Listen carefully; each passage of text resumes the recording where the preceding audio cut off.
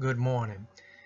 Thank you for having me at University Baptist of Austin. I want to thank Amelia for the invitation.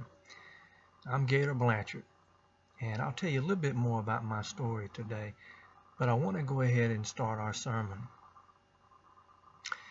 If there were a bridge that went from the Mount of Olives over to the eastern gate of Jerusalem and the Temple Mount, it might be called today the Edmund Pettus Bridge of Judah. That day, 2,000 years ago, when Jesus sent two disciples ahead to find him a colt, was very similar to the day of March 7, 1965, when John Lewis and 600 other marchers crossed over the Edmund Pettus Bridge in Selma, Alabama, and into the hell of bigotry and violence that awaited them.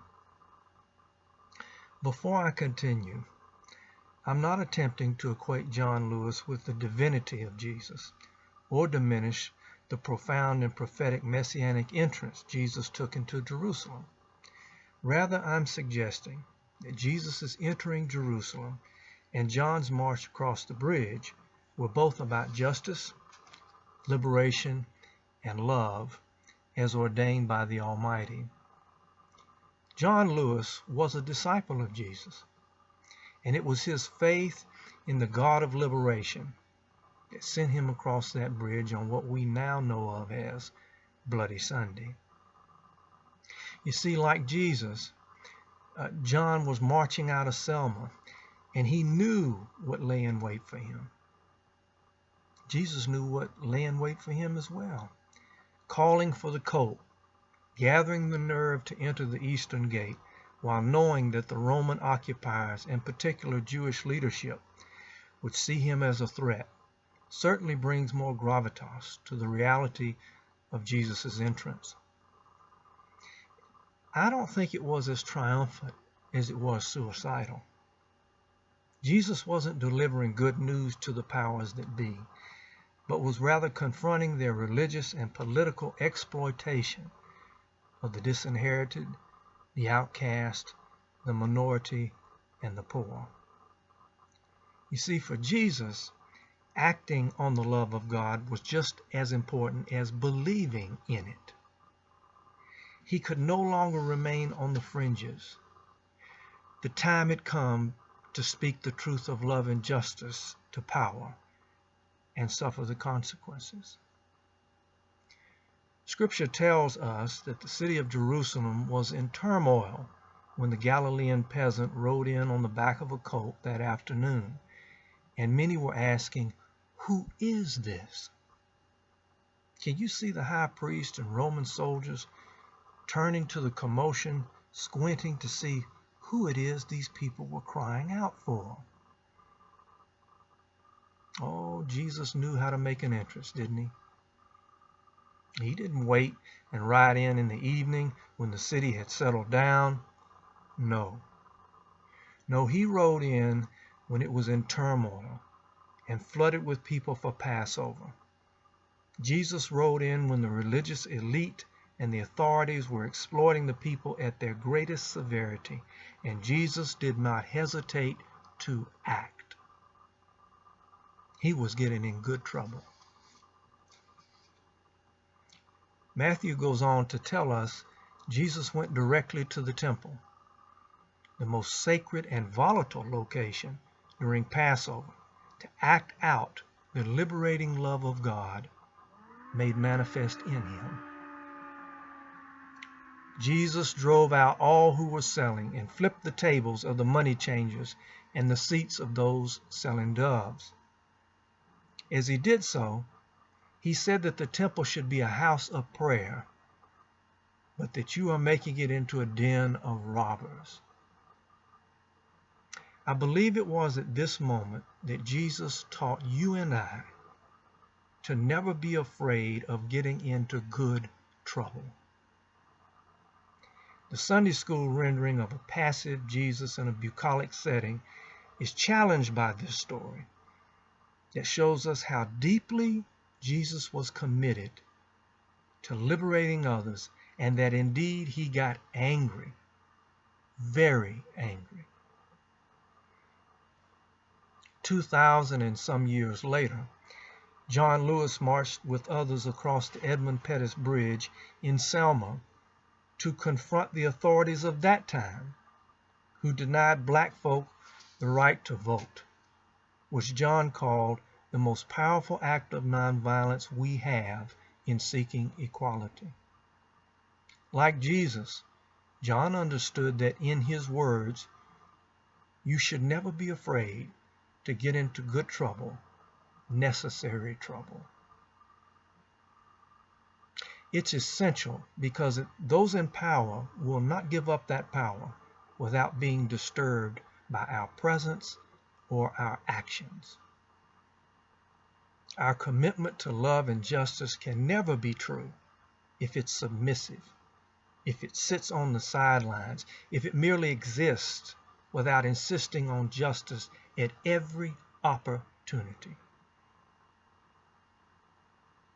Back in 2013, I personally was challenged to get involved. I received a phone call, it was early in the morning, from a member of the ministry team that I led, an LGBTQ ministry team called True Colors.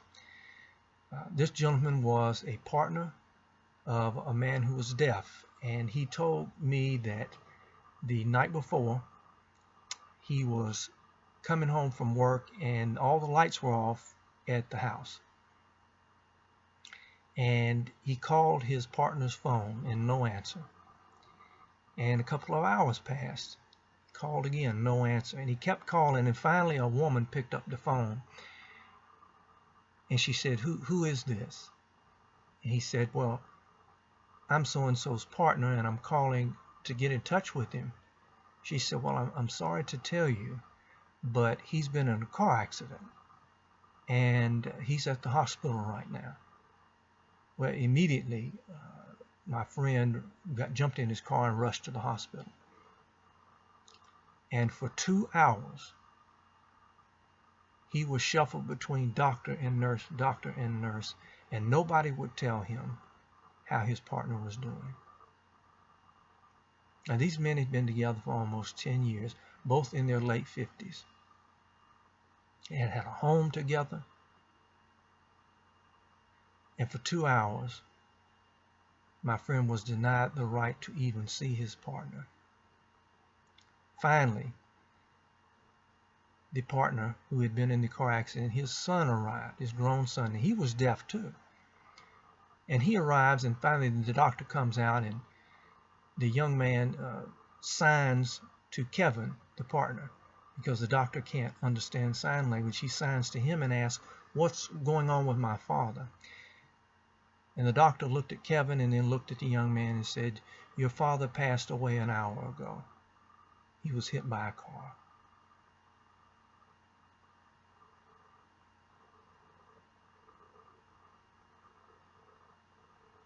I heard Kevin tell me that on the phone, and his voice was cracking. And I cannot lie to you the amount of anger and rage that swelled inside of me hearing that he was denied the right to even be with his partner in those last moments of his life, simply because they were a same-sex couple. And Kevin pleaded with me on the phone, Reverend, we've got to do something. We've got to do something about this. And that night, my partner and I prayed over it. And we planned a demonstration for marriage equality, which would guarantee a spouse's right to be with someone in those moments, as well as 1,400 other benefits and securities. So we planned the demonstration. This was in 2013. This was before the Windsor ruling, if you kept up with the marriage equality struggle. And we protested, and we held signs in support of marriage equality. And the news showed up, and they were interviewing us. And as they were interviewing Dominique, my husband, and I, cars were driving by and yelling epithets and derogatory names at us. that were being recorded on the news. And at first, I was ashamed and humiliated. But then I realized I wanted the people on the news, who watch the news, that is, to hear the things that we have said to us. I wanted them to hear it in their homes. I wanted it to touch them like it touches us and wounds us. Following the marriage equality rally, we went into county clerk's office and applied for a marriage license. We were denied and asked the clerk why we were denied. I knew the reason, but I wanted to hear her say it. And the news cameras were in there as well. And she said, by law, I cannot give you a wedding or a marriage certificate for a same-sex couple in the state of Kentucky. And I told her, ma'am, we're not angry at you, but we feel this is inequality and injustice, and we're going to have a silent pray-in in response. And so Dominique and I knelt and we prayed for 45 minutes with friends from the church who had gathered. And finally it came time to close the county clerk's office. And they asked us to leave, and we said we could not leave. We spiritually could not leave. And I was thinking about Kevin and Buster the whole time, and the indignity and pain Kevin had endured. So they called the police, and they sent over policemen, and the policemen came in and they told us, you'll have to leave. And we said we're spiritually obligated to remain. And finally, the policeman, this was after the closing, asked all the news media and all of our church friends to leave or they'd be arrested. And then it was just Dominique and I and the policeman. And I remember the lieutenant kneeled in front of us, and he looked at me and said, Reverend, you have two choices. You can get up and leave now, and I'll write you a ticket for trespassing. Or you stay, I arrest you, and I charge both of you with trespassing. And Dominique and I, in unison, said we must stay.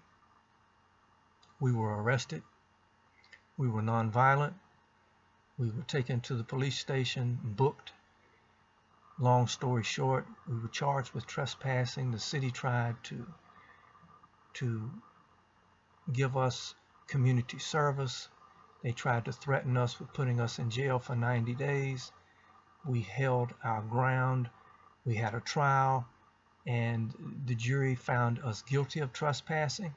They could have charged us each $250, and they charged us each a penny. A penny. That was a moral victory for us. And when I say us, I mean the greater us, the outcast, the minority. Our case against the state joined others, and eventually, after being appealed, the Supreme Court of the United States picked up our case. And we, along with other plaintiffs, went to SCOTUS and sat before the Supreme Court and heard our case argued in April of 2015. And as you know, in June, they ruled in favor of marriage equality, and it became the law of the land. I don't share that story with you to build myself up, but to show you that the lesson of Jesus, the lesson of John Lewis, of Gandhi, and of so many others resonated with us so powerfully that we had to act. We had to act. As much of Jesus' life and ministry demand our speaking truth to power, it also demands our own accountability. To be honest, brutally honest, there are many tables that need flipping in my life, my heart and my soul. Perhaps you have some too. As we look at our history and our present in whatever setting, whether it be our church or individuals, the call to act is vital. Yet it's hard to turn that mirror toward ourselves, isn't it? It's hard to own our own culpability in racism, sexism, homophobia, transphobia, xenophobia, and etc. We're scared to cross that spiritual and soul bridge that leads to our own prejudices that wait for us like those state troopers did in Selma those many years ago. But hear me, friends, our own tables will not be moved without a fight, without a reckoning, without an inner revolution that flips tables which have long hindered your and my personal growth and our ability to love and honor each other fully. We have to get into good trouble with ourselves too, don't we? We have to confront our own culpabilities to truly bring about a love that is boundlessly inclusive. The good news that God delivers to you and I in the world is that love wins. It wins in very public ways, and it wins in very personal ones. Love demands our action when we see injustice, inequality, or exploitation. Jesus acted for the oppressed and the marginalized, but he also acted for you and me. John Lewis acted for his people and other minorities, but he also acted for you and me. We are called to be revolutionaries of justice and equality and inclusion.